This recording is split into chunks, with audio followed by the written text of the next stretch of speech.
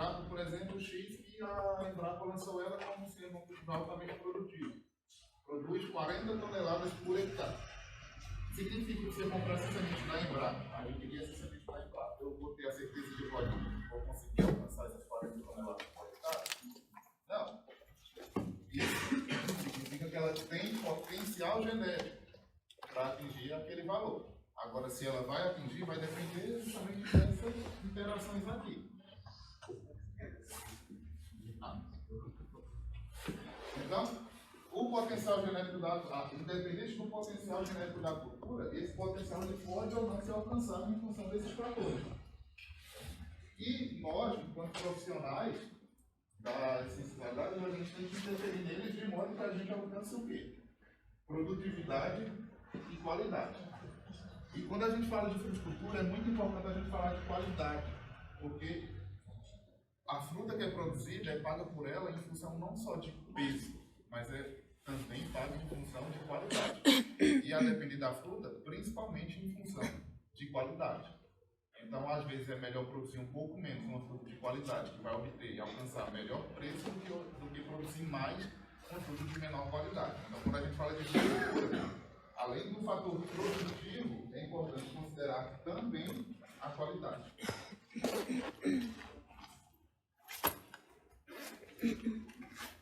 Quando a gente pensa em termos de formação de tecido de planta, né, a planta ela é formada de diferentes elementos químicos. De onde que a planta absorve ou retira esses elementos químicos?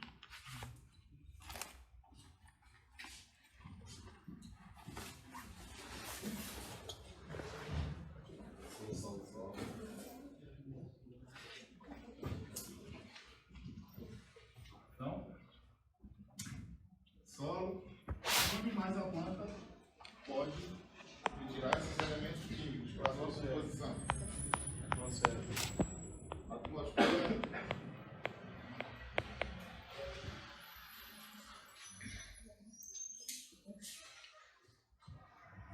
Tem mais um. Pode. Bom?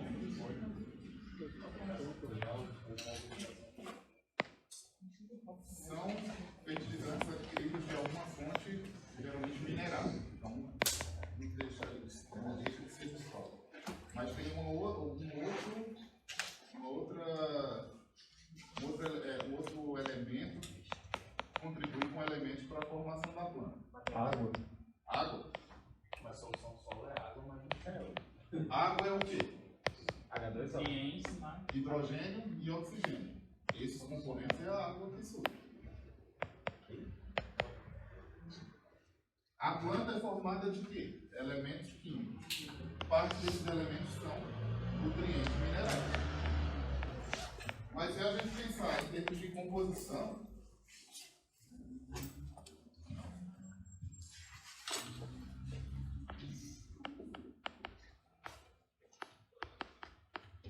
,99% da planta é formada de elementos químicos retirados da atmosfera e da água.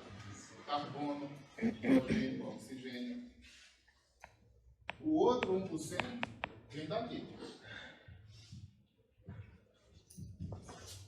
Esse 1% a gente denomina de nutrientes minerais. Mas a planta em si ela é formada por diferentes elementos químicos.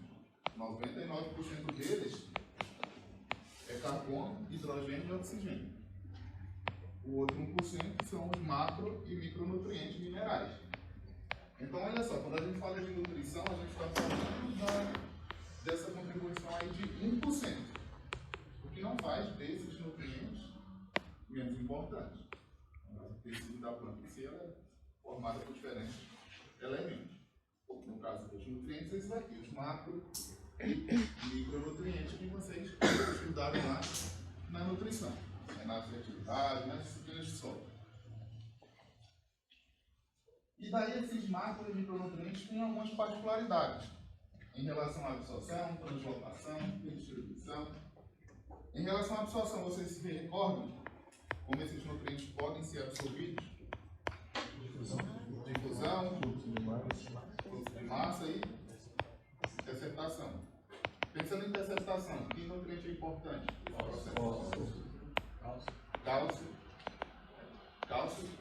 da interceptação, qual outra forma?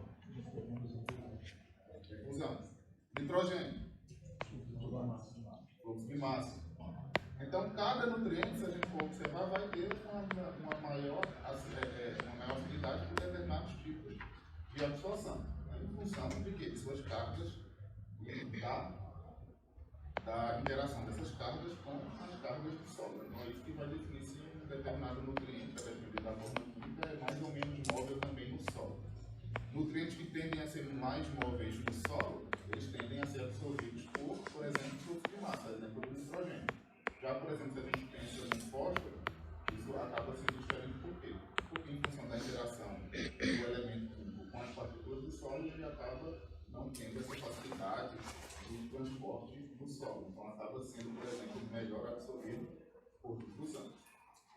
Então, vão haver as particularidades de cada nutriente, como vocês já ainda devem se falar das disciplinas de solo. E quando a gente pensa em translocação e redistribuição, qual a diferença? Qual a diferença entre translocação e redistribuição de nutrientes? Distribuição sai de um órgão e para outro, né? Mas a translocação também. A translocação, ele sai da raiz. Mas a distribuição é quando vai de um órgão. Isso é na essência para um órgão de crescimento. Quando o órgão velho para um novo. Isso. Então, ambos têm alteração de local, de um determinado órgão para outro. Por exemplo, translocação, ele sai da raiz, por exemplo, para as folhas. Teve uma alteração de localização, de ossos. Mas a translocação, ela acontece em qual tecido? Xilema. A translocação, ela acontece via xilema, ou seja, a translocação dos nutrientes na planta, ela acontece em função da transpiração. Então, o fluxo de nutrientes na planta, nesse movimento de translocação, ocorre em função da transpiração das plantas. Nesse tipo de movimentação, translocação, tem alguma restrição quanto à movimentação dos nutrientes? Não. Todos são móveis. Todos os nutrientes em relação à mobilidade são móveis quando a gente fala em translocação. Agora, quando a gente fala em redistribuição, aí sim, é aí que a gente vai agrupar aqueles nutrientes em altamente móveis, pouco móveis, imóveis, e etc. Em função de redistribuição, que também é a movimentação de um determinado órgão para outro. Mas quando a gente fala de redistribuição, esse mineral, esse íon, no caso esse nutriente, ele já foi metabolizado. A translocação acontece logo após a absorção. A redistribuição acontece depois que esse nutriente já foi metabolizado pela planta. Daí ele pode sair também de um órgão para o outro. Só que aqui ele vai se mover pelo floema. Em função disso, aí sim a gente tem aqueles agrupamentos de nutrientes pouco móveis ou imóveis, etc. Então, só relembrando alguns aspectos. Agora, começando a pensar em nutrição de plantas frutíferas. Aí aqui, por exemplo, quando a gente pensa no estado nutricional dessa planta e no desempenho que a gente espera, isso vai depender da interação, do estado nutricional dela. E esse desempenho, em função do estado nutricional, vai ser expresso em função de quê? Número de frutos, peso de frutos, por exemplo, número de frutos. Um nutriente que é importante pensando nesse sentido, né? Vários são, mas a gente pode mencionar aqui, por exemplo, o boro. Por que boro? Porque o boro ele é importante tanto lá no momento da polinização, ou seja, no desenvolvimento do fruto polínico, como ele também é importante na fruticultura no momento de fixação do fruto. Então, se a planta estiver bem nutrida com boro, ela vai ter maior capacidade de fixação de frutos, ou seja, a gente pode ter um maior número de frutos. A questão do peso, né, quando a gente fala peso em tamanho, a gente pode citar aqui outro nutriente. Uau! Vários, né, mas principalmente um. Potássio, ou seja, regulador osmótico, transporte de reservas, maior força dreno para o fruto. Cor de casca e de polpa, vocês conseguem imaginar algum nutriente que tem relação direta com a cor, por exemplo, da casca de um fruto, ou cor da polpa? Fósforo, nutriente importante na pigmentação dos tecidos, no das frutas. A aparência, de uma maneira geral, sabor, aroma, conservação pós-colheita, pensando em conservação pós-colheita e resistência a pragas e doenças. A gente pode citar aqui quais nutrientes: cálcio, boro. Eles vão ter papel tanto na estruturação da parede celular desses frutos, como, consequentemente, também na resistência a doenças. O cálcio, ele, a partir do momento que o fruto ele é melhor estruturado, ele tem maior capacidade de resistir a determinadas doenças por maior tempo, ou seja, aumenta o período de pós-colheita dele. Do mesmo jeito que o cálcio também, não como nutriente, mas como elemento, ele também é sinalizador no metabolismo secundário para prevenir o ataque de determinadas doenças, o cálcio, e de determinadas pragas. O cálcio funciona também como sinalizador no metabolismo secundário, além do papel nutricional dele. Então, se a gente fosse pegar isso aí, tudo isso aqui está relacionado com um ou mais nutrientes. Então, todos eles vão interferir de alguma forma nesse desempenho. Pensando ainda nessa questão particular das plantas frutíferas, vocês acham que as plantas frutíferas respondem a uma adubação da mesma forma que uma planta anual? Ou mesmo uma olerícola? Geralmente não, principalmente quando a gente pensa em plantas arbóreas. Daqui a pouco vocês vão entender por que elas geralmente não vão responder da mesma forma. Não vão responder, por exemplo, na mesma velocidade. O papel dos nutrientes, eles são semelhantes, mas a resposta e o tempo de resposta, geralmente, são diferentes. Então, por exemplo, aqui, ó, uma planta de caqui. Caquizeiro lá no pomar do fundão. Olha, né, o tamanho dessa planta. Imagine que essa planta ela demanda nutrientes assim como qualquer outra planta. Mas imagine que para suprir a demanda dessa planta, a gente vai precisar de bem mais nutrientes no solo do que a gente precisa para uma cultura, por exemplo, de ciclo anual ou de ciclo mais curto, em função do pote. Obviamente que não é toda planta frutífera hoje em dia em pomar comercial que vai ter esse pote. Mas imagine essa planta anualmente, né, uma planta perene, mas anualmente a gente está colhendo o quê? Fruto. E junto desse fruto que a gente colhe, a gente está tirando dessa área diferentes nutrientes também, que vão precisar ser repostos. Então, alguns aspectos a serem considerados quando a gente fala de nutrição de plantas frutíferas. O primeiro deles que eu já comentei com vocês: plantas perenes. A maior parte das espécies são perenes. E quando a gente fala que a espécie é perene, significa que ela vai continuar por um longo tempo explorando um volume de solo relativamente grande, diferente de uma planta anual ou de uma planta de menor porte. Então, além dela explorar maior porção de solo, ela explora essa porção também por muito tempo, a depender da espécie.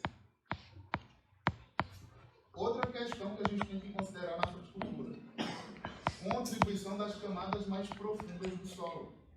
Diferente de, por exemplo, determinadas espécies olerícolas, que a gente vai pensar ali de 0 a 10 centímetros, 0 a 20 centímetros no máximo, aqui na fruticultura, de uma maneira geral, a gente tem que pensar um pouco além disso. Geralmente a camada de 20 a 40 centímetros também vai ser importante. E as camadas além de 40 centímetros, ou seja, mais profundas? Geralmente a gente pouco trabalha com elas, mas significa que elas não têm contribuição, que não existe contribuição dessas camadas? Não. Se a gente for pensar em termos de estudos e de avanço em pesquisas de cunho nutricional ou físico em relação ao solo, infelizmente, em função da facilidade mesmo de se estudar, geralmente a maior parte dos estudos eles são baseados em camadas mais superficiais. Então não é que camadas além dos 40 centímetros não contribuem.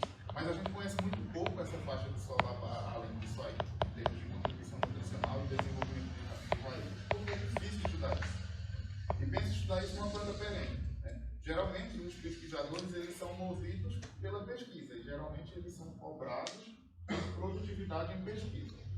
Então, para um pesquisador dessa área, é mais fácil de trabalhar com uma planta anual ou de ciclo mais curto, de conseguir fazer uma pesquisa em um ano, do do que ele trabalhar com uma planta perene que vai demorar, por exemplo, 10 anos ou mais para atingir determinadas camadas de solo, para finalmente ter um trabalho, por exemplo, duplicado. Então, em função de algumas dessas características, a gente conhece muito pouco a contribuição dessas camadas mais profundas, porque não se estuda mesmo. Né? Ou é, na verdade, não se estuda, mas é muito pouco estudado. Mas existe essa contribuição, só que como a gente não tem grande conhecimento nessas camadas mais profundas em termos de ganho nutricional, a gente acaba não considerando. Então, geralmente, em floricultura, a gente vai considerar 0 a 20 e 20 a 40 também. Aí, em função disso tudo, em função desse porte, dessas características, do fato de ser uma planta perene, essas plantas vão demandar o quê? Altas doses, ao longo de cada ciclo de cultivo. Aí tem um outro fator aqui, ciclagem interna ou ciclagem bioquímica de nutrientes. Vocês já ouviram falar disso? O que é isso? O que é ciclagem bioquímica de nutrientes?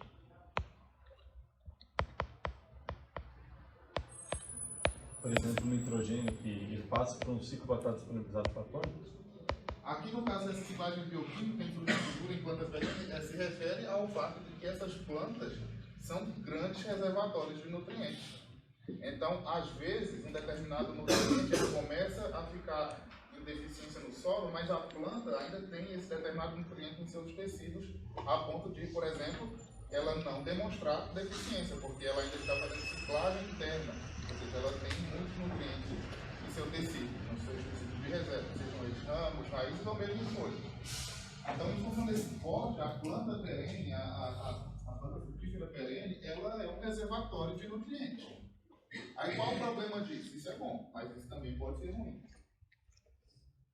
Porque em função dessa questão, por exemplo, imaginemos que tem um determinado nutriente que começou a ficar com um nível baixo no solo.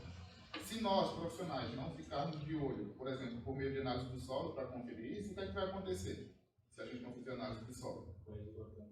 Vai esgotar o nutriente no solo. Só que isso na planta, em termos de sintomas de deficiência, vai ocorrer quando? Quando tiver um problema assim, totalmente estabelecido. Por quê? Em função dessa ciclagem de nutrientes, a deficiência nutricional em plantas perenes ela é demonstrada tardiamente. Por quê? Porque ela vai retirando nutrientes do solo, vai chegar a um ponto que esse nutriente pode se tornar esgotado, em termos de baixo, mas ela ainda tem esses nutrientes em seus tecidos de reserva.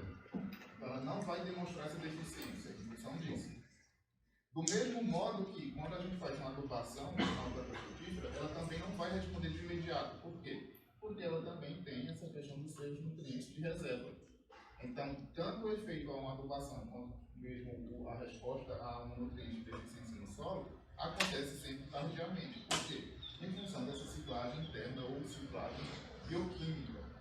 É por isso que, quando a gente fala de programas nutricionais em fruticultura, a gente tem que ter programas nutricionais baseados em constante, dentro do possível, em constante análise de solo e de folha, para realmente observar essa variação. Porque, primeiro, um determinado nutriente pode estar deficiente e a planta ainda não demonstrou deficiência, bem como um determinado nutriente pode estar em fio adequado no solo e a planta demonstrar alguma deficiência em função de quê? De algum problema seja de interação entre mais de nutrientes que venha a impedir que ele seja absorvido, ainda que ele tenha um teor adequado no solo. A gente pode ter deficiência de um determinado nutriente no tecido, mesmo que o teor dele seja adequado no solo, em função de interações desse nutriente com outros nutrientes ou desse nutriente com o próprio solo. Então a gente tem que ficar de olho nisso. Como? Análise de tecido vegetal, análise de folhas.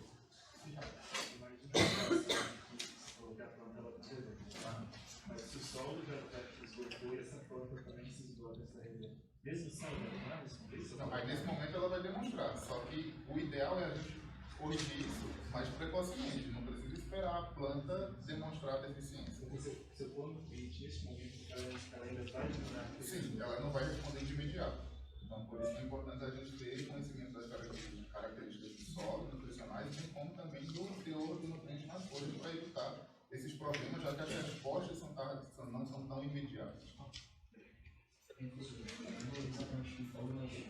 Quando a reserva está baixa, a planta da primeira tem a reserva para depois Depois demonstrou deficiência.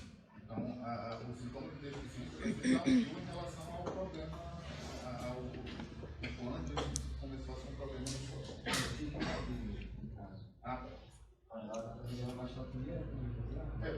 Na verdade, vai depender muito da fisiologia, mas ela tem primeiro a ter composto a reserva para então responder. Então, por isso que a gente tem que trabalhar com essas reservas sempre em seus níveis adequados. Porque geralmente ela vai atender primeiro a reserva. O que seria reserva? É formação de tecido como um todo. Né? A planta perene é um vegetal certo forte, ela vai precisar disso para manter a integridade dos seus tecidos. Só depois que ela vai entrar em crescimento. Aí outro fator específico, né, da fruticultura, né? Não que em outros também não aconteça, mas, por exemplo, na fruticultura, muitos dos tratos culturais vão interferir nessa relação de nutrientes e resposta a essa questão nutricional, como, por exemplo, podas. Então, imagine, né, em determinados momentos a gente vai ter que fazer essa planta passar por esse estresse de poda, por exemplo, em função de uma determinada resposta que a gente precisa. Só que quando a gente faz essas podas, né, seja poda de formação, poda de produção, poda de terra, poda verde, seja lá qual for o tipo de poda que vocês vão ver lá quando vocês abaixam, sempre que a gente retira material vegetal da planta, junto desse material vegetal está vindo o quê? Nutrientes. Então a gente também causa um determinado desbalanço nutricional. Se eu tiro parte vegetal da planta, nessas folhas e nesses tecidos, tem nutrientes. E seriam nutrientes relacionados a essa ciclagem interna, seriam os nutrientes que essa planta tinha reservado em seus tecidos. Então, por exemplo, a técnica de poda interfere na questão nutricional, uma vez que parte dos nutrientes que estão naqueles tecidos, a depender do manejo, vão ser perdidos. Eles podem ser reincorporados na área, a depender do manejo. Mas, se esse material sai da área, esses nutrientes saem junto desse material. Outro fator, o efeito sobre o ciclo vigente e o ciclo futuro. Em fruticultura perene, esses programas de adubação têm que ser baseados, né, e realizados com todo um cuidado. Porque se eu faço uma adubação muito desequilibrada no ciclo atual, seja para mais ou para menos, eu vou causar um problema no ciclo atual. Mas eu também vou causar, provavelmente, um problema no ciclo seguinte. A adubação é um dos principais fatores que interferem, por exemplo, no caráter bianual das frutíferas perenes bianuais. Algumas frutíferas, assim como o café, elas são bianuais, ou seja, anos de alta e anos de baixa produtividade.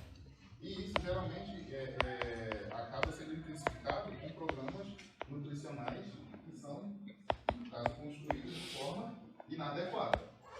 Não significa que é somente um fator nutricional que vai interferir na bianualidade, mas ele é um dos fatores também.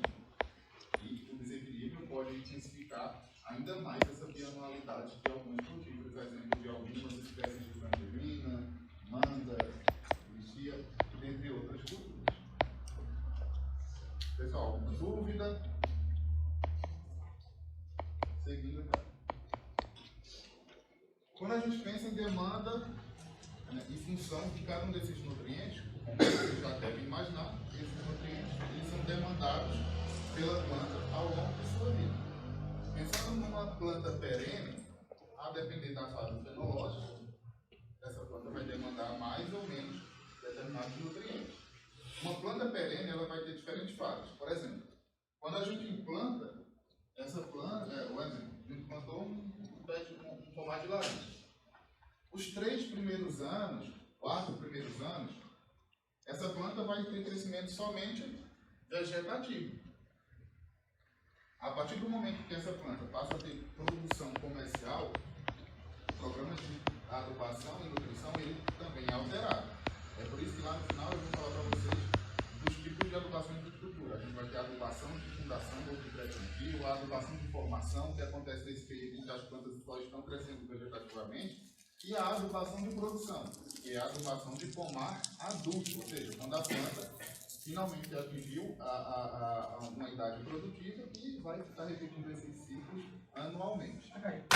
Depois a gente volta a falar disso. Então, essa demanda por nutrientes vai depender do quê? Da fenologia da cultura, da idade da planta, da fenologia dentre outros aspectos. Então, pensando aqui em termos de fenologia. Inicialmente a gente vai falar de fenologia, de fase fenológica de crescimento vegetativo. A depender da planta frutífera, o tempo que um ramo vegetativo leva para se desenvolver, às vezes demora mais do que o ciclo, por exemplo, de uma determinada hortaliça. Então a gente vai ter espécies em que o ramo ele se forma em 40 dias, 45 dias. Bem como vai ter espécies que o ramo ele completa o seu desenvolvimento em até 6 meses. Então é muito tempo, só para formar um ramo vegetativo. Então, por exemplo, um aspecto inicial de desenvolvimento de folha, até chegar em uma folha madura, esse tempo vai variar entre as espécies na fruticultura. Então, por exemplo, lixia, cerca de 45 dias, a folha sai desse estado inicial para um estado maduro. Algumas outras culturas, isso pode levar ainda mais tempo, como eu falei, inclusive meses. Então, imagina, a gente está falando da formação da folha, da formação do ramo. Enquanto uma determinada cultura de menor ciclo, em 45 dias, completa seu ciclo de uma forma total, a gente está falando aqui de espécies diferentes que levam 45 dias, 2, 3 meses só para formar o ramo. Em função disso, desse espaçamento temporal, eu consigo fazer o quê? Atender às demandas nutricionais de cada uma das fases de desenvolvimento do ramo. Então, por exemplo, Vale de São Francisco, produção de manga. Fase de crescimento vegetativo. Fase de crescimento vegetativo geralmente demanda qual nutriente? Em maior quantidade? Nitrogênio. Em qual fase? Formação do parâmetro subsistente. Principalmente aqui e aqui. Aqui um pouco menos, principalmente aqui. Então, olha só. É nitrogênio, crescimento vegetativo. Tudo isso aqui é crescimento vegetativo, mas não tem por que eu ficar aplicando nitrogênio numa planta perene nessa fase final aqui de formação de reservas. Então, por exemplo, produção de manga no Vale do São Francisco. A maior parte dos pomares são fertirrigados. E o que é que eles fazem? Em função do crescimento do ramo. Eles vão atendendo cada uma das fases de crescimento vegetativo. A manga, assim como a lixia, isso aqui são folhas de lixia. A manga, assim como a lixia, ela também tem essa diferenciação de tonalidades. A folha jovem da mangueira, não sei se vocês já observaram, ela é inicialmente roxa, pequena e roxa. Conforme ela vai se alongando, ela vai ficando com uma coloração verde plana. Depois, finalmente, quando a folha está madura, ela fica com uma coloração verde mais intensa, um verde mais escuro. E quando a gente olha, enquanto profissional, quando a gente olha para essas folhas, a gente consegue entender e prever o que cada uma dessas fases demanda. Então, por exemplo, fase inicial de brotação, início de brotação das gemas. Folhas, aqui estão parecendo o tamanho, mas essa folha é muito pequena, inicialmente. Então, nessa fase, eu já adiantei, um dos nutrientes, nitrogênio. Qual outro nutriente importante nessa fase de brotação, desenvolvimento da folha? Fósforo. Fonte de quê? Energia, está lá até no ATP. Então, outro nutriente além do nitrogênio, fósforo, nessa fase aqui. Outros nutrientes, eu vou precisar de estruturação celular. Estou formando célula. Cálcio, boro, magnésio nessa fase ainda não está. Magnésio vai entrar mais na segunda fase. E por que magnésio entra mais na segunda fase? Aparato fotossintético. Então, primeiro eu preciso expandir. Primeiro eu preciso formar estrutura e expandir. Nitrogênio, fósforo, cálcio, boro, zinco, na primeira fase. Nessa segunda fase, a folha, ela quase já se expandiu por completo. Agora eu preciso que essa folha faça a fotossíntese de forma eficiente. Então eu preciso melhorar o aparato fotossintético. Como que eu melhoro? Por exemplo, magnésio. Ela vai continuar demandando ainda nitrogênio, só que em menor quantidade, mas ainda demanda nitrogênio. Ainda demanda cálcio, só que também em menor quantidade. Fase final, formação de reserva. O tecido já se expandiu e já tem um aparelho fotossintético formado. Qual nutriente agora é importante? Potássio. O boro volta a ser importante aqui também, mas principalmente potássio. Agora eu quero o quê? Que esse tecido amadureça, mature, ou seja, forme reserva. Para isso entra o potássio, né? Osmorregulador, transporte de açúcares e carboidratos de uma maneira geral. Então, nessa fase que eu vou entrar com potássio. Então, qual a importância de a gente conhecer isso, de a gente saber isso? Ofertar o nutriente no momento devido. Obviamente, pensando em um pomar com adubação tradicional, a depender do tempo que isso leva para sair dessa fase inicial à final, isso seja mais complicado de fazer. Mas pensando em infraestrutura tecnificada, como eu falei para vocês, por exemplo, o Vale de São Francisco, isso é atingido a cada momento, a cada surto de crescimento, a cada surto de crescimento da manga, eles vão adubando as plantas em função de coloração, por exemplo, de folha. Nesse caso aqui, uma folha de manga, só que é folha de lixeira que tem um comportamento em termos de força de crescimento semelhante, para o qual a gente também consegue aplicar isso. Significa que isso que eu falei para vocês só é aplicado se a folha inicialmente for roxa, depois verde cana, depois verde escuro? Não, isso se aplica para qualquer formação de ramo infrutífero, seja qual for a cor do ramo. Então a gente falou da formação do ramo. Só que agora a gente vai falar da formação do fruto.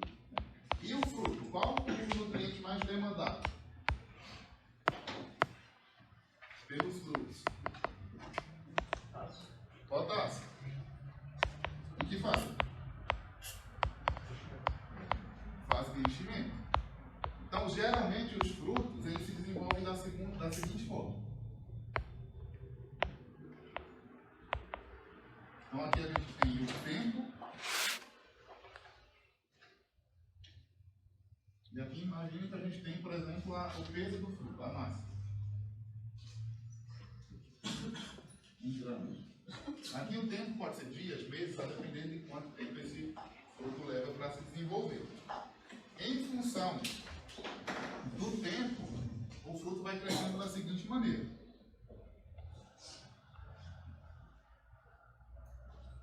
Então a gente tem uma tradicional curva sigmoidal que representa o crescimento da maior parte dos frutos, das frutas nesse caso. Então a gente vai ter diferentes fases aqui. Fase inicial, divisão celular. Essa fase após divisão acontece o quê? Uma fase de rápido crescimento, ou seja, a fase de alongamento do fruto, de enchimento do fruto. É aqui que o fruto vai ganhar o quê? Peso, tamanho, etc. Então, a gente tem entre esse ponto e esse aqui uma fase de crescimento exponencial, que é a fase de enchimento do fruto. Após essa fase final de enchimento, o fruto entra numa outra fase, que é a fase de maturação.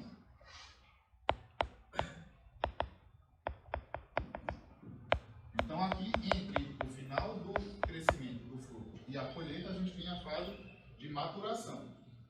Entre a divisão e o final do crescimento, a gente tem a fase de enchimento.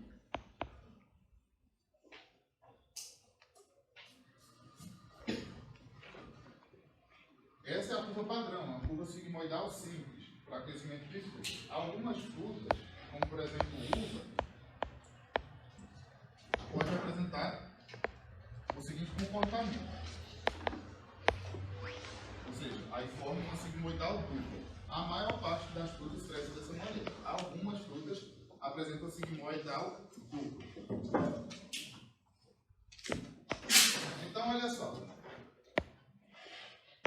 Em termos nutricionais, no período produtivo, os frutos vão demandar bastante potássio, mas como a gente já falou, o potássio vai ser mais importante nessa fase de enchimento.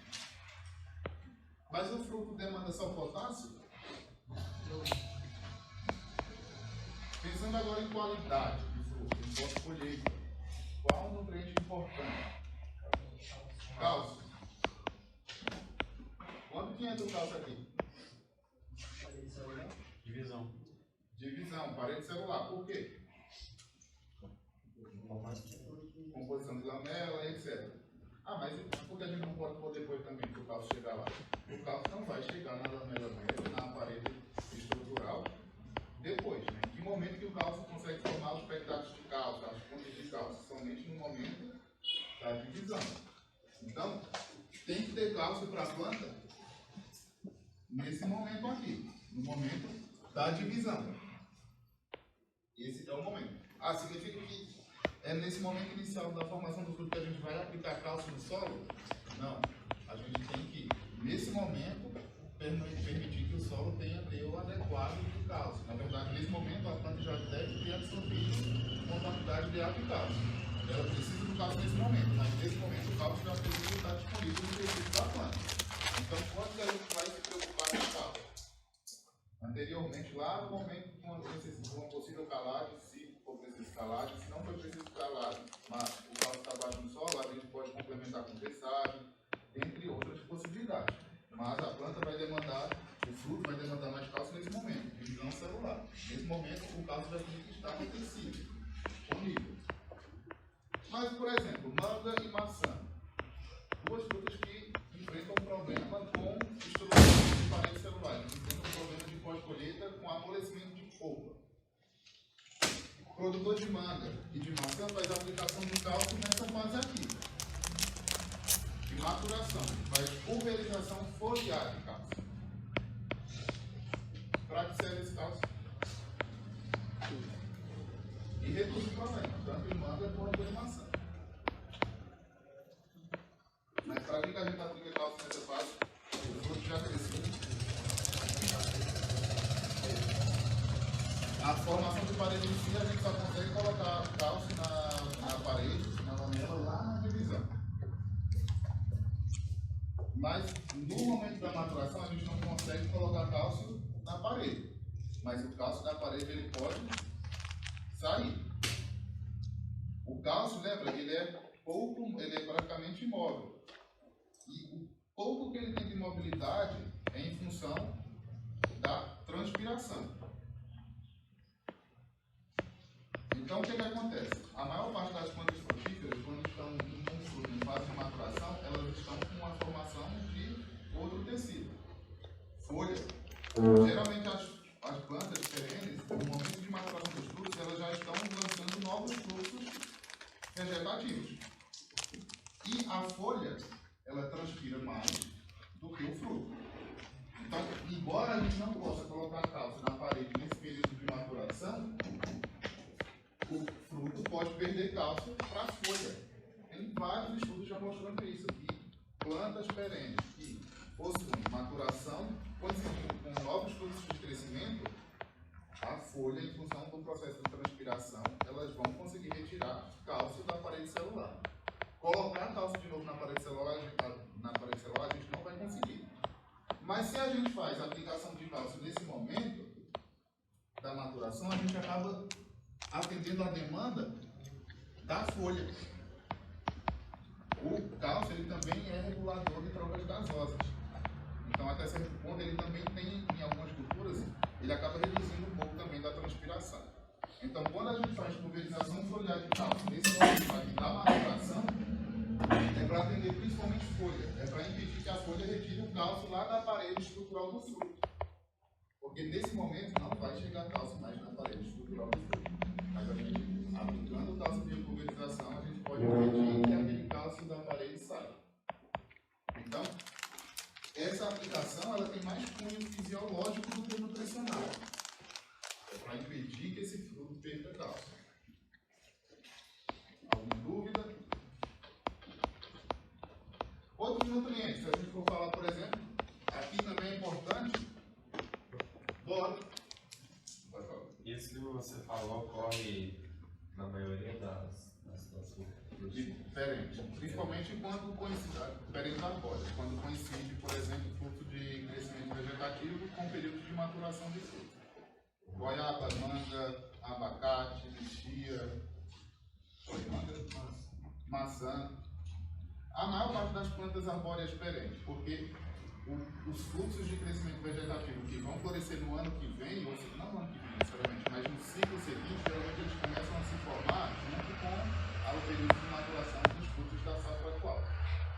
E é importante que esses fluxos de crescimento se desenvolvam adequadamente, porque tem relação com o ciclo da safra seguinte. Professor, mas isso tem a ver, não tem a ver de que o crescimento vegetativo se é um veneno mais forte do que o fruto? Porque tecnicamente o fruto deveria ser um dreno mais forte do que Sim. a parte vegetativa. Mas na maturação, isso se inverte ou não se inverte? Inverte, porque o fruto, o que é que acontece? A planta já, em termos naturais, se a fruta não fosse ser consumida, essa fruta que já está dentro da maturação, ela já está entrando num processo de o quê? Maturação no máximo de semente, e logo em seguida essa planta ela vai reduzindo o poder dreno do fruto, naturalmente por quê? Porque daqui a pouco, naturalmente, esse fruto iria cair para perpetuar a espécie.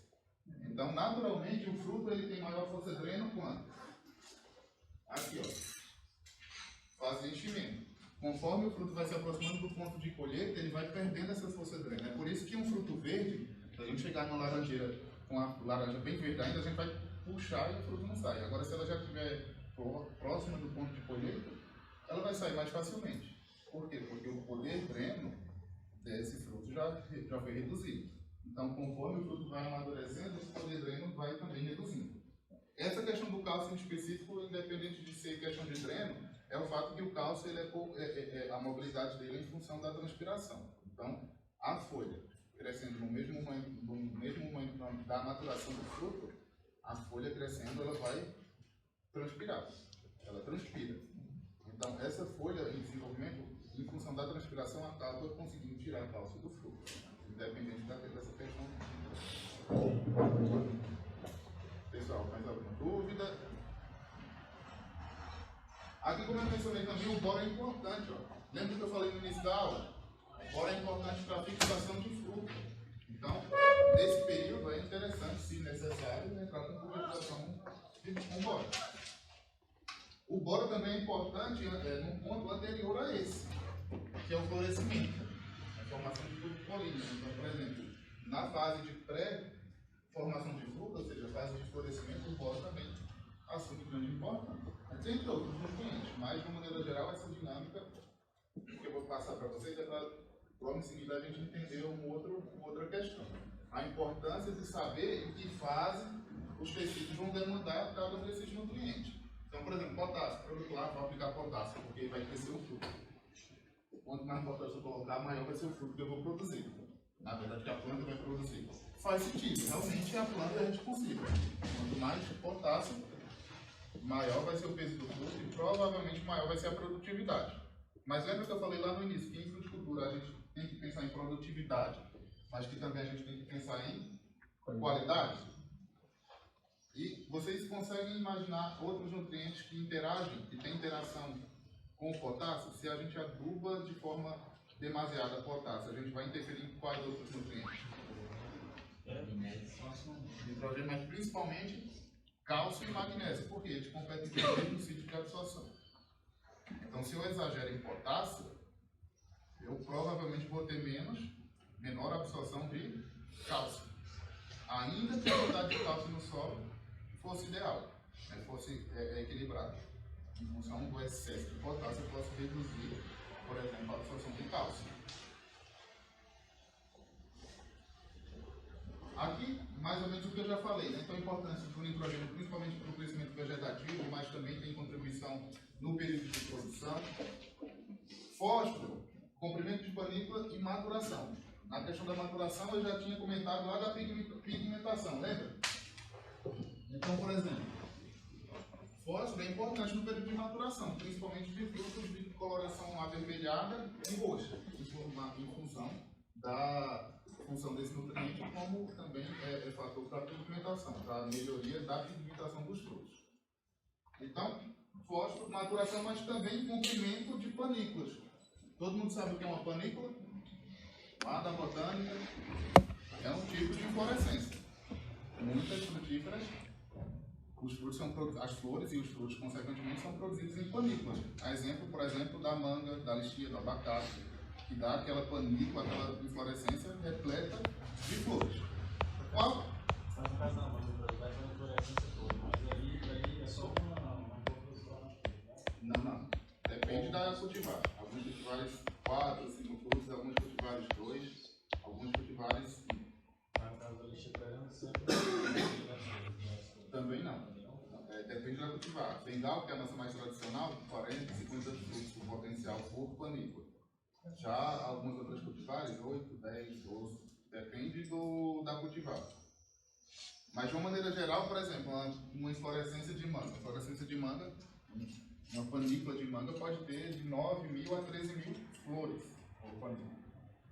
Uma de lixia, 3.000, 4.000, 6.000 flores. Obviamente que não vai ser tudo isso que vai virar fruta, até porque a maior parte dessas flores são masculinas. Então, geralmente não vai virar tudo fruta.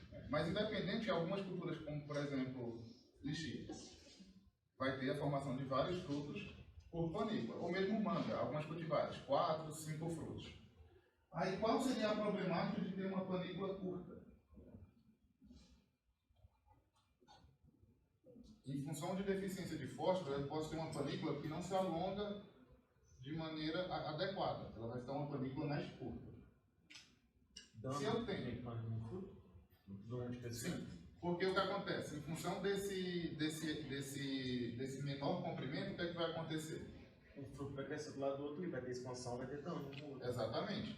Então, é importante que eu tenha uma panícula mais alongada. Isso é importante também, por exemplo, uva. Se eu tenho um crescimento muito compacto de bagas, eu vou ter bagas comprometidas. Depois eu posso acabar precisando fazer trato cultural para retirar excesso de baga em uva.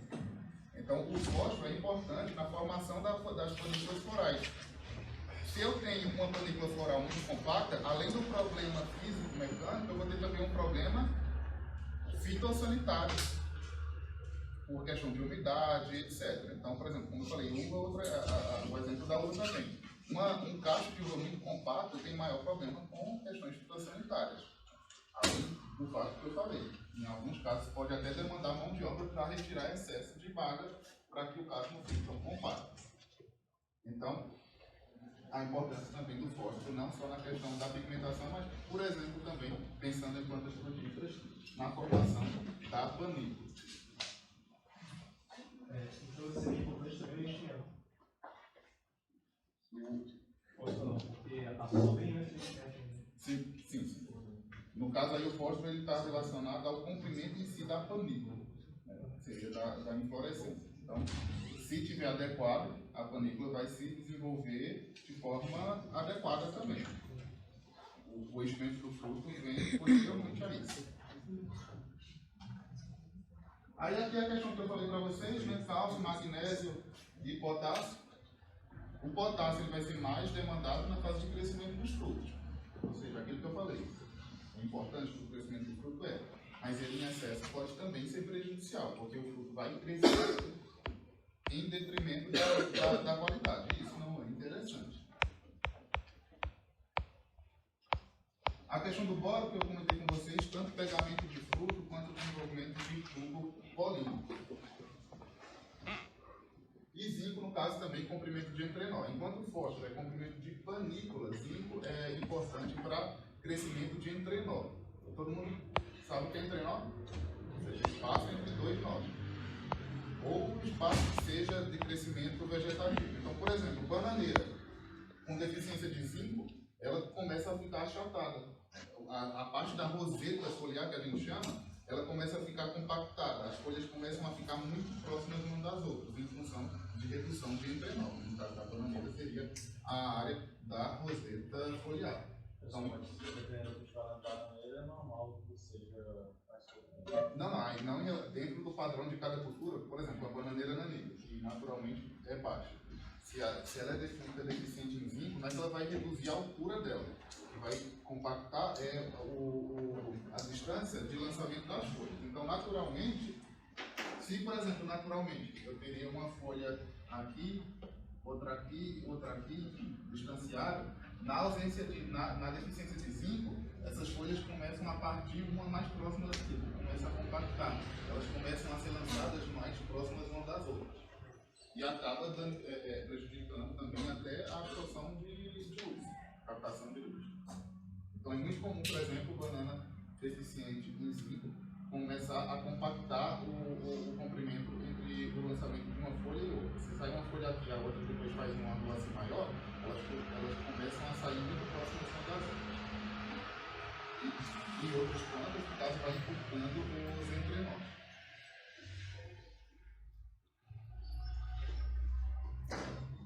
Então aqui, né, voltando nessa questão do equilíbrio entre esses nutrientes, pensando em produtividade, mas também pensando em qualidade. Aqui a gente tem lixia. Lixia com pericarpo, casca rachada.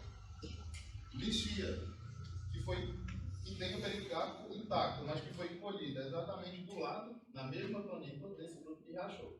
E lixia da linha de produção considerada de maior qualidade, ou seja, de panículas íntegras, todos os frutos íntegros. Então, cada um dos tipos de frutos com sua respectiva cor nesse gráfico. Então, lixias rachadas e lixias não rachadas. Nitrogênio, fósforo e potássio. Aqui eu vou destacar principalmente potássio. Teores de nutrientes no pericarpo, ou seja, na casca. Olha só o potássio. Maior teor de potássio no pericarpo dos frutos rachados. Agora, cálcio e magnésio tem maior teor de potássio na polpa. Maior teor de potássio na polpa da lixia de frutos rachados. Então, frutos rachados tinham mais potássio na polpa, no arilo.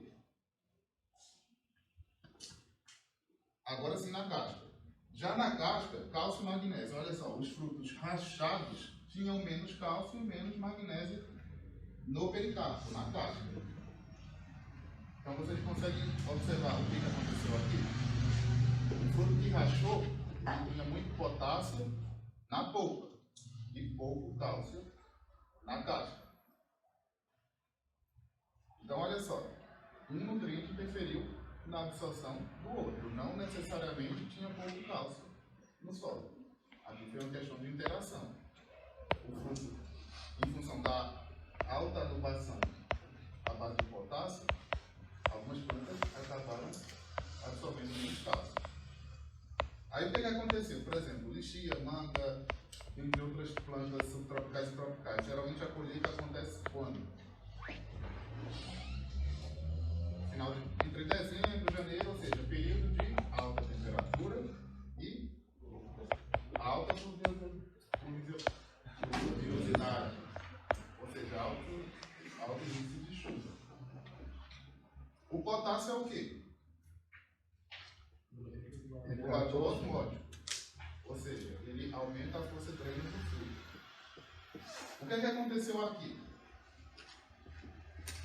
Adubações à base de potássio se alongaram até a próxima colheita, até a colheita, na verdade. Ou seja, o potássio que deveria ser aplicado só até aqui, para ter maior produção, maior calibre de fruto, o produtor decidiu continuar aplicando até a colheita. A colheita coincide com um período de chuva. O que aconteceu? A polpa do fruto tinha muito potássio. A polpa, consequentemente, absorveu muita água. O que, ainda que não tivesse rachado, já seria ruim. Por quê? Em termos de concentração de brix, de sólidos solúveis, ou seja, se entra muita água nesse final do período de maturação, acaba diluindo e o fruto acaba ficando com menor concentração de sólidos solúveis. Mas voltando aqui, polpa tinha muito potássio, se expandiu. Só que, em função dos altos teores de potássio no solo, o que aconteceu? Tinha pouco cálcio na casca. A casca, mal estruturada, não suportou o crescimento da polpa. Rachou. Então, olha só, a questão da produtividade é importante? É. Mas não adianta eu produzir um fruto impróprio para comercialização. Esses frutos, nesse ano, que aconteceu isso lá nessa propriedade, eles foram maiores? Foram. A produtividade foi maior? Historicamente, a maior que eles tiveram. Mas junto com a maior produtividade também veio o maior índice de perda que eles já tiveram. Então, olha só, imagine todo o investimento em adubação para obter maior produtividade, frutos de maior calibre e no final das contas ter um fruto próprio para comercialização. Então, aqui só destacando a importância da gente conhecer a demanda nutricional dessas culturas em função de cada uma das fases fenológicas. Então, o fruto precisa de potássio? Precisa, mas em determinada fase. Essa perda aí não tem como aproveitar o fruto. Comercialmente você não tem viabilidade para o fruto, mas industrialmente não tem como aproveitar esse fruto da mais, não? Nesse caso aqui específico, o produtor não estava preparado para essa perda, então ele não tinha como prever aquilo naquele ano. Mas, hoje, obviamente, um fruto rachado, a polpa desse fruto, ela até certo ponto está ok. Então, daria para fazer polpa congelada, dentre outros fatores. Só que o preço pago pelo fruto processado, né, pela indústria, é bem menor do que o preço pago pelo quilo de fruta fresca. Principalmente nesse caso aqui, pensando que era um fruto que ia para o mercado externo. Pessoal, alguma dúvida? Então, vamos seguindo. Pessoal, alguém pode, por favor, passar uma lista? Começar a passar uma lista? Já vai começar a olhar. No caso do enxofre, tem cotação de agressão também. Tem. O enxofre estaria ali entre o início e essa parte de expansão. Então, com base nessas características, né, como que a gente consegue fazer um manejo nutricional adequado? A gente tem que conhecer o vegetal, etc. Eu já tenho falado para vocês. Mas, pensando em um programa nutricional adequado, a gente vai ter que fazer o quê? Análise de solo e análise de folha. Essa parte agora da aula eu vou falar de análise de solo e análise de folha em pomagem. Ou seja, boa parte do que eu vou falar aqui vocês já ouviram lá, ou estudaram lá nas disciplinas de solo. Então, eu vou pontuar só algumas questões mais direcionadas para a pomagem. Caso vocês tenham alguma dúvida, podem falar. Então, pensando na análise de solo, as etapas da análise de solo, por exemplo, amostragem, determinação analítica, interpretação e recomendação. Qual dessas fases é a mais importante? Interpretação e recomendação. Todas são importantes, mas qual é a mais importante? A amostragem. Por quê? Exatamente, porque eu posso ter o melhor engenheiro ou engenheira agrônomo. Se a amostragem for feita de maneira incorreta, a interpretação e a recomendação também vai ser incorreta.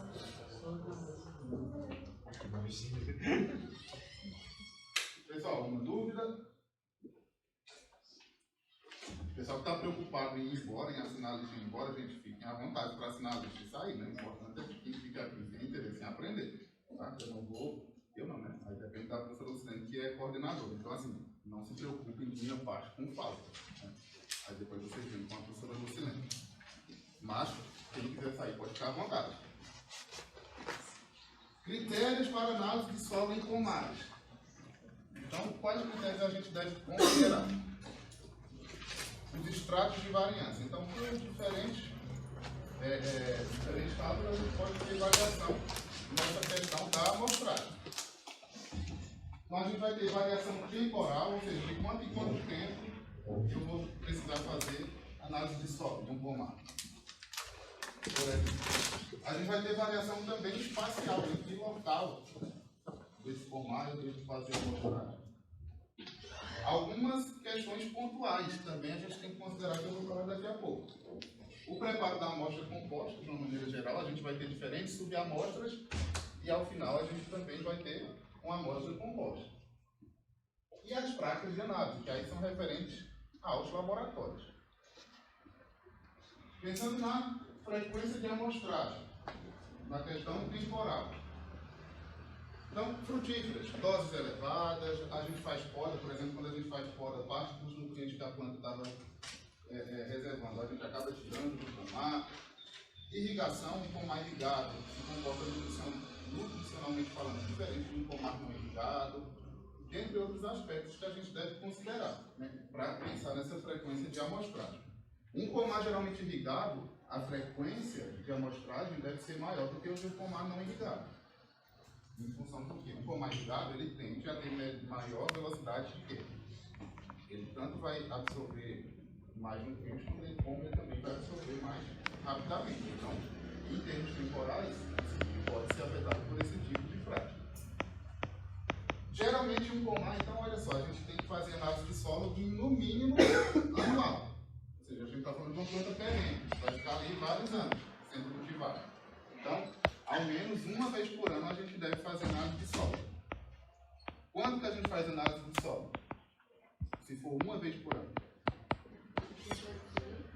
geralmente nos finais de safra. Então, todo final de safra eu faço uma nova análise de solo para programar para realizar o programa de adubação para o próximo ciclo. No entanto, a depender da propriedade, a depender do nível de tecnificação dessa propriedade, a gente pode ter um maior número de análises de solo realizadas por ano. Por exemplo, produção de mamão no Espírito Santo. Altas produtividades, 100, 120 toneladas por hectare. Ou seja, é muito nutriente que está saindo dali em função do fruto que está sendo colhido. Aqueles produtores mais tecnificados nessas áreas fazem análise de solo e de folha mensalmente. Parece até um absurdo, pensando principalmente em solo. Mas é exatamente o que eles fazem. Para quê? Para conseguir atender a demanda de forma correta e evitar desperdício de nutrientes, por exemplo.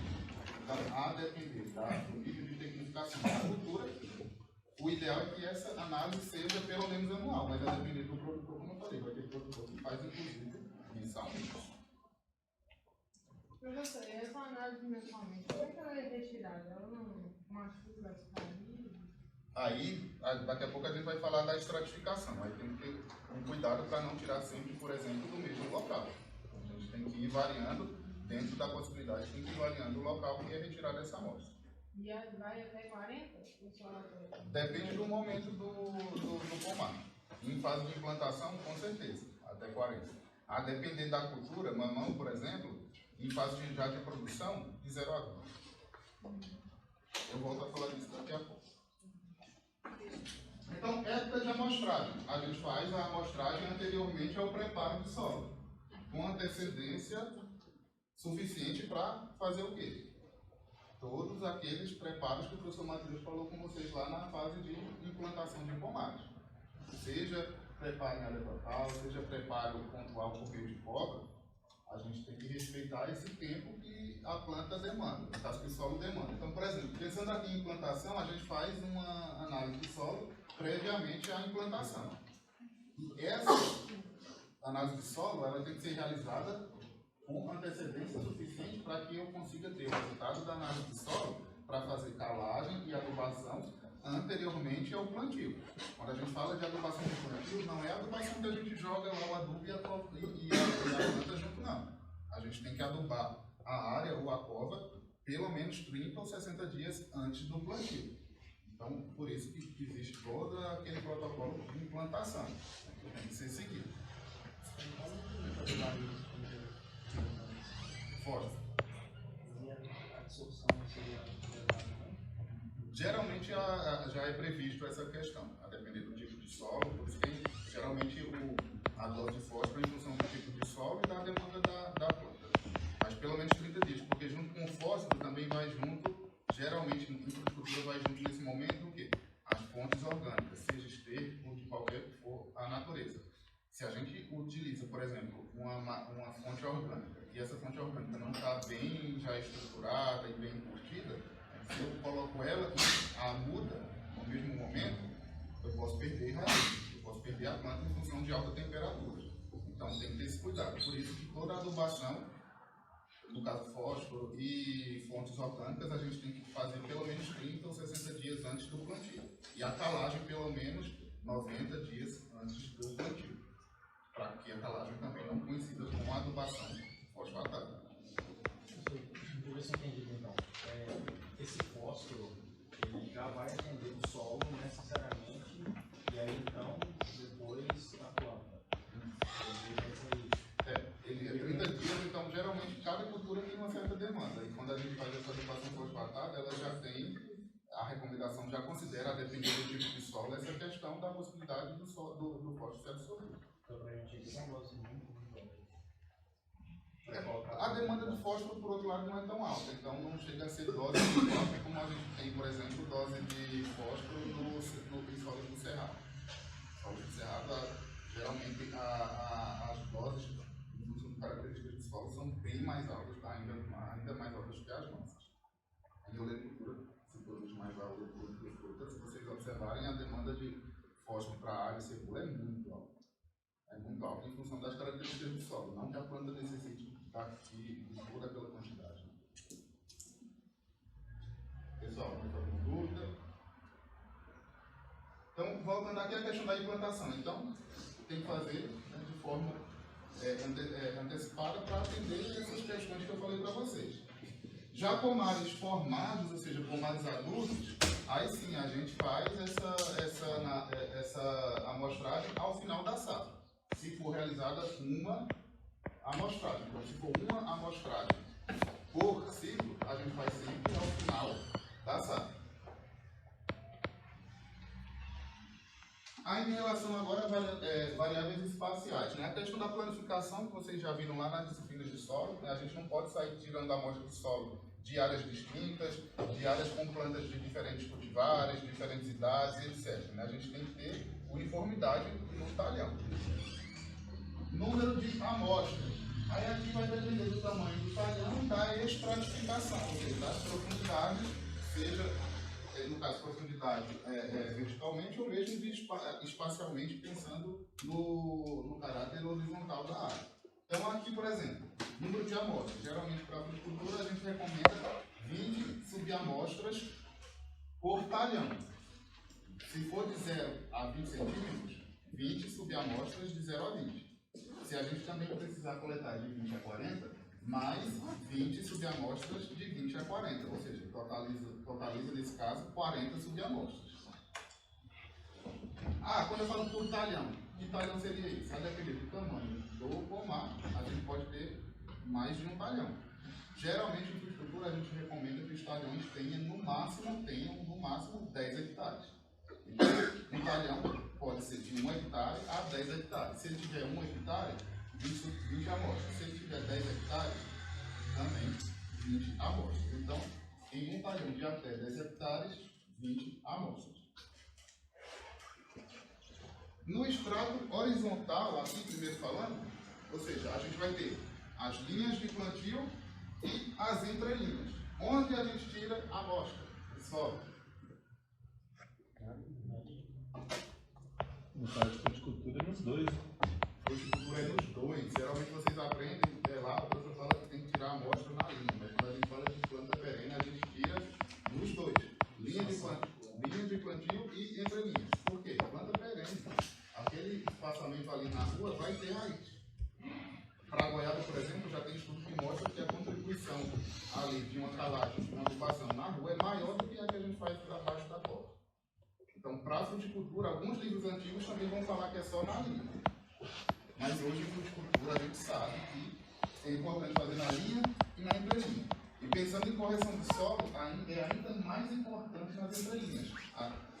A análise de solo pensando em calagem e correção de solo, é mais importante a gente fazer na entrelinha do que na linha de plantio. Então, hoje, em fruticultura, a gente tem que fazer aleatoriamente na linha e na entrelinha. Extratos verticais de 0 a 20 e 20 a 40. Isso vai depender do momento e da cultura. Mamão, por exemplo, um pomado de mamão de 0 a 20. Agora um pomado de manga de 0 a 20 e de 20 a 40. Jackson, na implementação também é assim ou mais? Na implantação, geralmente de 0 a 20 e 20 a 40. Também. Realmente só se for uma cultura... Geralmente em fruticultura, eu estou tentando lembrar algum que não tenha tanto porte, mas geralmente é de 0 a 20 e 20 a 40. Porque na implantação, geralmente também faz de 20 a 40. Porque é o único momento na fruticultura que a gente vai conseguir corrigir solo em profundidade com eficiência. Depois a gente consegue, mas demanda tempo. Então, geralmente, na implantação de 0 a 20 e 20 a 40 para quase todas. Então, espacialmente, como eu falei, antigamente eles falavam que tinha que tirar na projeção da copa. Hoje em dia não. Hoje em dia a gente sabe que tem que tirar na projeção da copa e também nas ruas, nas entrelinhas.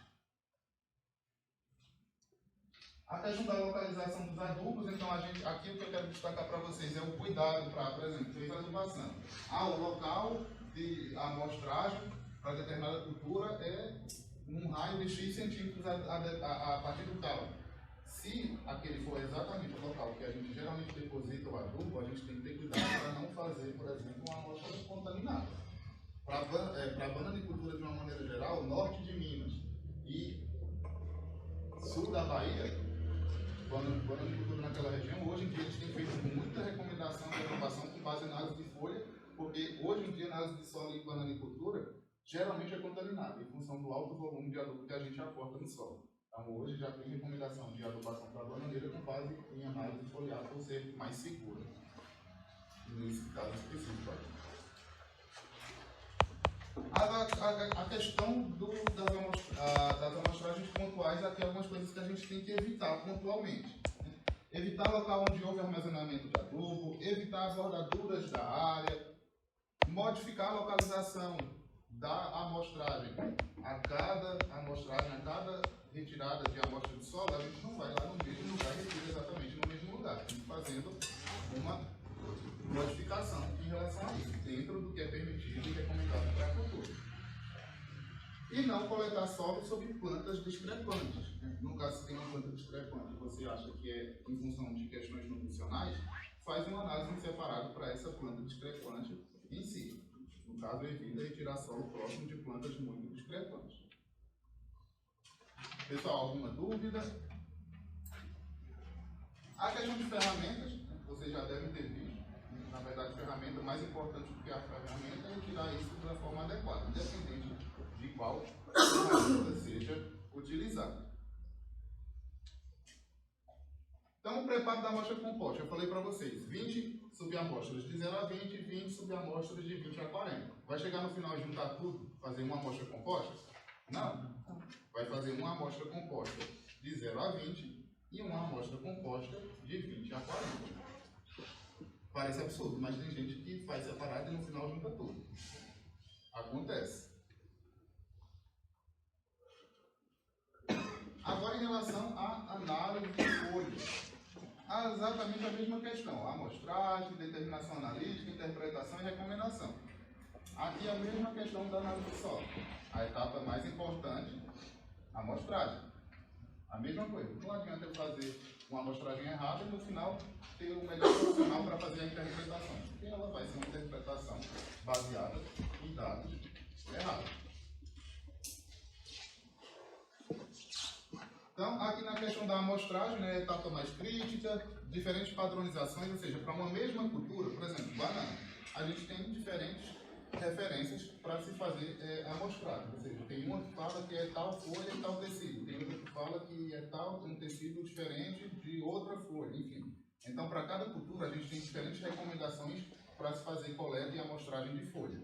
E qual a implicação disso? Às vezes o produtor ele faz um tipo de coleta de folha e usa a referência lá na frente de níveis de nutrientes que são baseados em um outro tipo de análise de folha. Isso não pode acontecer. Se eu fiz um tipo de análise de folha, eu tenho que buscar as tabelas de referência lá na frente que são baseadas no mesmo tipo de coleta, para evitar erros de interpretação. A questão da uniformidade é a mesma coisa, né? Se eu vou coletar folha, eu vou coletar de talhões uniformes, em função do tipo de solo, manejo da área, fitossanidade, entre outros aspectos. Então, por exemplo, banana. Qual a recomendação para banana? Tem mais de uma, mas de uma forma geral existe uma recomendação internacional. Em bananicultura, geralmente a gente coleta qual folha? A terceira folha expandida. Que folha seria essa? Geralmente, se a gente olha o topo da bananeira, vai ter geralmente uma folha enrolada, que é o que a gente chama de folha vela. Essa folha a gente não considera. Então, ela não seria a primeira. A partir da folha vela, a gente conta a primeira, a segunda e a terceira folha expandida. É essa terceira folha expandida que a gente vai coletar. Coleta uma folha por planta. De quantas plantas? De 20 a 25 plantas. Então, uma folha de cada planta, de cerca de 20 a 25 plantas por talhão. Vai analisar toda a folha? Não. Vai analisar só a parte central. Então, para a banana, a gente não avalia todo o limbo foliar. Avalia somente o limbo foliar dessa parte central. E por que eu falo só o limbo? Porque a gente retira a nervura central e descarta. A gente avalia só o tecido do limbo dessa região central. Em que momento eu faço essa coleta? Em qualquer momento? Não. Existe um momento adequado, que é após a emissão completa das pencas femininas, da formação do tacho. É mais ou menos aquele ponto que eu mostrei para vocês na aula prática do momento da retirada do coração. Então é mais ou menos aquele momento que a gente deve fazer análise foliar em bananeira. Então, naquele momento, terceira folha expandida, coleta de uma folha de cada planta. Mas ele não tá tarde para atender a demanda da fruta de reformação, não? Geralmente, nesse caso da bananeira, a gente tem o quê? As famílias, né? Então você vai atender o final do período produtivo e vai atender principalmente a nutrição das plantas subsequentes. Nesse caso, pensando em diagnose foliar, interpretação de correção de programa de adubação.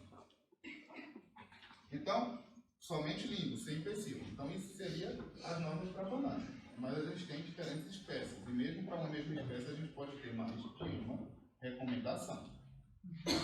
Então, por exemplo, mamão. Olha só, o que eu quero destacar aqui. Diferente da banana, que a gente avalia parte do limbo, aqui a gente avalia pecíolo.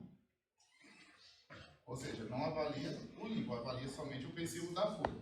Quantos pecíolos? 12 pecíolos de folhas sadias e recém-maduras. Como eu sei que a folha é recém-madura? É a folha do mamoeiro que tem uma flor aberta, recém-aberta, ou uma flor prestes a abrir. Então, é dessa folha que eu vou coletar o pecíolo. Um pecíolo por planta. Quantas plantas? 12 plantas por talhão. Por exemplo, goiaba, terceiro par de folhas expandido, não considera aquele primeiro lá que ainda está em desenvolvimento. Então seria o terceiro par de folhas expandidas. Terceiro par de folhas com pecíolo, aqui vai tudo, limbo e pecíolo. Do terço médio da copa, sendo 4 pares por planta, de 25 plantas. Ou seja, de cada planta eu vou tirar 4 pares. Do mesmo local eu vou tirar os 4 pares? Não, eu vou tirar. Olhando a planta de cima, eu vou dividir ela em 4 quadrantes. Então, de cada quadrante, eu tiro um par de folha do terço médio. Ou seja, eu nem posso tirar a folha do topo, nem da saia da planta. Eu tiro do terço médio. Pessoal, isso é só para demonstrar as diferentes recomendações. Eu não vou cobrar especificamente isso para vocês. Então, por exemplo, quem tiver curiosidade de saber como é feito para outras culturas, tem aqui ó, as tabelas com todas as especificações. Mas é importante que vocês tenham conhecimento que existem diferentes recomendações para cada espécie, em função, às vezes, até de cultivar. A recomendação dos alimentos, tem a ver com a coreana, É mais por questão de metodologia, porque mesmo para o mamão existe uma metodologia que a gente avalia o limbo. Só que se a gente avaliar o limbo, a gente tem que considerar as planilhas lá na frente que também consideram o limbo, e não o pecíolo. Porque eu fazia estágio numa fazenda e aí tinha que fazer coleta de folha, né? Fazer reunião de molhada. E aí, tipo, a empresa recomendava que antes a gente utilizasse o limbo. Só que aí, de repente, eles mudaram para o pecíolo, entendeu? Aí falaram que tinha calendário do método, mas não sei se era em função de final de safra, para cortar mais seco, entendeu? Tem essa questão também. Algumas culturas, a metodologia de coleta muda em função da época, em função da tecnologia também. Porque eu fui ver também, na internet tinha várias metodologias diferentes, entendeu? Só pecíolo, mini pecíolo, só limbo. Aí eu fui meio assim. Existem as diferentes metodologias, algumas são mais aplicadas a uma determinada época ou não. Mas independente de época, se ela pode ser realizada em qualquer época, o que é importante é que você tenha ciência da metodologia que você utilizou de coleta, que lá na frente, quando você for buscar as planilhas de nível crítico, faixa de suficiência, etc., você utiliza aquelas que fizeram uso da mesma metodologia que você. Porque não dá para você coletar a folha, limbo, e depois pegar planilhas que consideram teores de nutrientes em pecíolo. O importante é que você siga todo o passo corretamente. Então aqui, para quem tiver curiosidade, tem essas planilhas, no caso para cada cultura. Aí finalizando essa parte de análise foliar, no caso preparo da amostra, envio para o laboratório e as determinações analíticas em si. Né? Mas a partir do momento que a gente tem esses resultados, né? Esses resultados eles podem ser distintos em função de vários aspectos. Né? A época que a gente coletou, é isso que a gente estava falando agora. Em função das cultivares, das condições climáticas, enfim, então tem que considerar isso também, no momento da interpretação. E a interpretação em si, como que a gente interpreta um resultado de análise foliar, um resultado de análise clínica de folha. Tem diferentes metodologias, não sei se vocês já ouviram falar em todas essas, mas aquelas mais simples, nível crítico e faixa de suficiência, que são métodos univariados, ou seja, se baseiam no comportamento individual de cada nutriente. O DRIS, ou Sistema Integrado de Diagnóstico e Recomendação, que é um método bivariado. Por que ele é bivariado? Porque no DRIS a gente vai ter um índice para cada nutriente. Só que esse índice ele é calculado, ele é obtido em função da interação desse nutriente com o outro. Então, por exemplo, o nitrogênio. A gente vai ter um índice DRIS para o nitrogênio, considerando a interação entre nitrogênio e potássio. Outro índice considerando a interação entre nitrogênio e fósforo. E assim por diante com os demais nutrientes. Sempre analisando índices de duplas de nutrientes, ou seja, a interação entre duplas de nutrientes. Por isso, invariável. Já a diagnose de composição nutricional, o método por CNT, embora tenha também a DRIS, a gente usa mais CNT do que DRIS, aí ele é considerado um método multivariável. Aí por que ele é multivariável? Porque cada nutriente vai receber novamente um índice. Só que o índice, por exemplo, de nitrogênio, no método do CND, ele é um índice calculado com base na interação do nitrogênio com todos os outros nutrientes que estão no tecido. Então, por isso ele é considerado um método multivariável. A gente vai voltar a falar disso na aula prática, a gente vai fazer isso, a interpretação de uma análise foliar de banana. Aqui, então, só para vocês terem uma ideia, todo mundo consegue me dizer o que é isso? Que método é esse? É uma planilha de que método? Ó, nitrogênio, de 25 a 29, no subgrupo prata. Certo? Uma tabela, uma planilha de faixa de suficiência.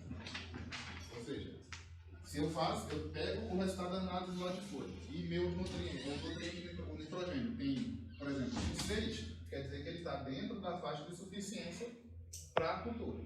Se tiver 23, está abaixo, deficiente. Se tiver acima, 32, está em excesso. Ou seja, tem uma faixa de suficiência para eu interpretar o resultado. O de baixo, no caso exemplificando com uma mão, aí nesse caso aqui é um nível crítico, porque só tem um único valor, ou seja, o nutriente tem que estar de 14, ou seja, no nitrogênio, para o grupo sólido, se estiver abaixo de 14, é deficiente. Mas ele não considera uma faixa superior, somente um nível crítico. Então tem que estar próximo de 14 ou acima. Se estiver abaixo, é deficiente. Então, essa planilha de baixo é um exemplo de nível crítico e a de cima é um exemplo de faixa de suficiência. A gente utiliza isso para quê? Interpretar o estado, interpretar o resultado da análise de folha e ter uma noção do estado nutricional da planta naquele momento. A depender, a gente consegue corrigir isso ainda no ciclo vigente. A questão aqui da calagem em pomares. Pomares em fase de implantação e pomares adultos. Tem algumas diferenças. Então, por exemplo, considerando aqui todas essas diferenças, implantação, PRNT mais baixo, pomares adultos, PRNT mais alto. Por quê? Tempo de atividade é residual maior. No momento de implantação, eu quero que tenha um certo residual. Eu estou falando de uma cultura perene, diferente, por exemplo, de uma cultura de uma hortaliça que vai ficar 3 meses ali no campo. Não tem porquê eu esperar um efeito residual ao longo do tempo para a fruticultura. Isso é interessante. Então, só que isso é interessante na fase de implantação. Já na fase de pomar adulto, porque é o contrário, eu vou utilizar o de maior PRNT. Aqui a importância do maior PRNT é em relação à granulometria. Eu preciso de um calcário com a menor granulometria possível. Por quê? Eu vou fazer calagem superficial em pomar adulto. Então eu vou precisar do quê? Que a irrigação ou a chuva ajude esse calcário a penetrar no solo para que ele tenha ação. Todo mundo sabe, né? O calcário não é tão simples assim. Ele dificilmente vai ter ação em camadas mais profundas, mas tem. Só que para que eu consiga isso, eu tenho que usar um calcário de granulometria muito fina, ou seja, um PRNT muito alto, para que com auxílio de irrigação eu consiga fazer esse calcário penetrar no solo. Tem estudo mostrando que em infraestrutura perene, em 2 anos a gente consegue levar esse calcário aplicado superficialmente para a camada entre 20 e 40 centímetros. Mas olha só, 2 anos. Imagina se eu preciso corrigir isso imediatamente. Não vai dar para corrigir imediatamente nessas camadas mais profundas, pensando numa aplicação superficial. E pomar adulto a gente só tem como fazer a aplicação superficial porque não tem como a gente passar grade ou arado com pomar adulto em função das raízes. Caso no pomo adulto esse pomo adulto não necessite, por exemplo, de correção em profundidade ou ainda superficialmente, a gente tem que se atentar para o quê? Para os níveis de cálcio e magnésio. Tem que estar com cálcio baixo, por exemplo, não precisa fazer calagem, daí trabalha com gessagem, principalmente nessa camada de 20 a 40 centímetros. No pomar em implantação, eu vou incorporar o calcário em aula total. Eu não tenho planta ainda. Então é o único momento na floricultura que a gente consegue incorporar com maior eficiência esse calcário. Aqui é de 0 a 20, não de 0 a 30. Os cálculos de calagem, eles consideram uma camada de 0 a 20 centímetros. Então, se eu preciso corrigir também de 20 a 40 e o cálculo só é de 0 a 20, o que é que eu vou fazer? Eu vou acrescentar 50% da dose para corrigir de 0 a 20 e depois de 20 a 40. Então eu dobro aquela quantidade. Repetindo, aquele cálculo de calagem, ele retorna uma quantidade de calcário para o extrato de 0 a 20. Se eu preciso na fruticultura, em pomar perene, corrigir também de 20 a 40, eu tenho que colocar mais 50% da dose. Não seria no caso 100%? Mais 5%, gente, é dobrar. Porque aqui é de 0 a 20, no caso mais 50% da dose. Basicamente dobrado. Geralmente 90 dias antes do plantio, pensando em calagem e implantação. Já a calagem pomar adulto, a gente geralmente faz quando? Sempre que finaliza uma safra, a gente vai fazer análise de solo e correção, se necessário, para o ciclo seguinte. Aqui em relação à adubação, então a gente vai levar em consideração análise de solo, análise de folha e a exigência da cultura. Existem diferentes tabelas de calibração de dose, com base em análise de solo e de folha. Eu pergunto aqui, dá para fazer adubação com base em análise de folha? Hoje dá, para a fruticultura, tanto para a laranja quanto para a banana. Região norte do estado de Minas Gerais, a Ipamig já recomenda fazer uso de programas de adubação com base em análise de folha. Existem tabelas pensando na adubação com base em resultado de análise de folha também. Então, hoje é possível, para, por exemplo, laranja e banana. Na aula prática, vocês vão ver isso também. As adubações de fruticultura, elas acontecem, como eu falei, pré-plantio ou fundação. A adubação de formação ou condução, que é aquele período que a planta ainda é improdutiva, por exemplo, mamão, cerca de 100 a 120 dias antes do plantio, ele é improdutivo. Adubação de formação. Goiaba, citros, manga, durante 3 anos, após o plantio, eles são improdutivos. Adubação de formação, somente. Ou seja, tabelas para adubação de formação. Já um pomar adulto, aí sim a gente faz a adubação de produção, pensando na produtividade esperada. Então, a adubação de formação a gente faz com base na idade da planta. A adubação de produção a gente faz com base na produtividade esperada. Então, a adubação de plantio ou fundação, geralmente a gente usa principalmente fósforo, micronutrientes e fontes orgânicas. Quanto que a gente faz? 60 dias. Pelo menos, no caso, se não for possível fazer 60 dias antes do plantio, fazer pelo menos 30 dias antes do plantio.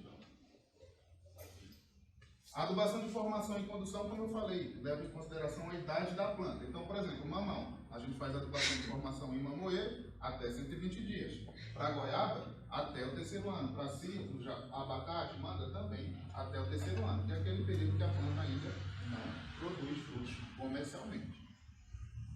E vai o quê? Todos os macro e micronutrientes em função da demanda. Aí a adubação de produção, a gente quer o quê? Alto rendimento, alta qualidade. Consequentemente, é a fase que as plantas frutíferas vão demandar maior dose de fertilizante. Por quê? Até a fase anterior de condução não saía nada do pomar. A partir do momento que a planta entra em produção, os frutos que saem aqui, no caso, colocar esses adubos no pomar.